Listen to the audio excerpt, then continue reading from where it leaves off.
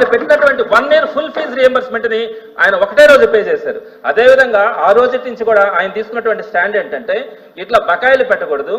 అంటే మామూలుగా జూలైలో అడ్మిషన్స్ అయిపోతాయి మేడం. ఈ ఫీజు రియంబర్స్మెంట్కి అప్లై చేయడానికి డిసెంబర్ దాకా పడుతుంది. డిసెంబర్ నుంచి అయిపోయిన తర్వాత మార్చి, అదేవిధంగా మే, ఆగస్ట్, నవంబర్ ఈ 4 నెలల్లో క్రమం తప్పకుండా 4 సంవత్సరాల నుంచి ప్రతి 3 నెలలకు ఒకసారి ఈ 4 months లో ఫీజు రియంబర్స్మెంట్ పే చేస్తా వస్తా ఉన్నారు మేడం.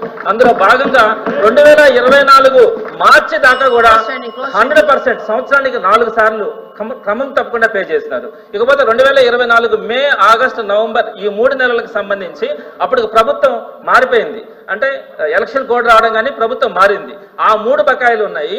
ఈ సంవత్సరం సంబంధించి 4 quarters ఇవ్వాల్సి ఉంటే అందులో 1 quarter మాత్రమే ఈ ప్రభుత్వం కూడా ఇచ్చింది. అంటే లాస్ట్ గవర్నమెంటే కనుక కంటిన్యూ అయ్యి ఉంటే 2024 మేలో 1, ఆగస్టులో 1, నవంబర్లో 1 ఆ 3 quarters పే చేసేసి ఉండేవాళ్ళు. ఆ 3 quarters పోయింది.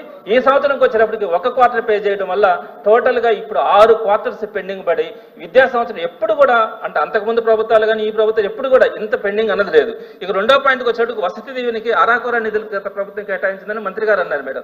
నేనేం చెప్తానంటే వసతి దీవెన ప్రారంభించిందే జగన్మోహన్ రెడ్డి గారు. ఆయన ఒక విధి విధానాలు తీసుకొని ఎవ్రీ ఇయర్ 1000 crores రిలీజ్ చేశారు. దాంట్లో అంతకుముందు అసలు వసతి దీవెనే లేదు. జగన్మోహన్ రెడ్డి గారే ప్రవేశపెట్టారు. ఎవ్రీ ఇయర్ మేడం నేను మీకు రికార్డ్స్ ఇస్తాను. ఎవ్రీ ఇయర్ ఏప్రిల్ 24వ తేదీ, ఏప్రిల్ 28, ఏప్రిల్ 4, ఏప్రిల్ 27 4 సంవత్సరాల పాటు కంటిన్యూస్ గా కరెక్ట్ గా డేట్ పెట్టుకొని 1000 కోట్ల రూపాయలు రిలీజ్ చేసి వసతి దీవెన కింద అన్ని శాంక్షన్ చేయడం జరిగింది. అయితే లాస్ట్ ఏప్రిల్ ఎలక్షన్ కోడ్ వల్ల రిలీజ్ కాల, ఇప్పుడు ఏప్రిల్ వచ్చేసింది.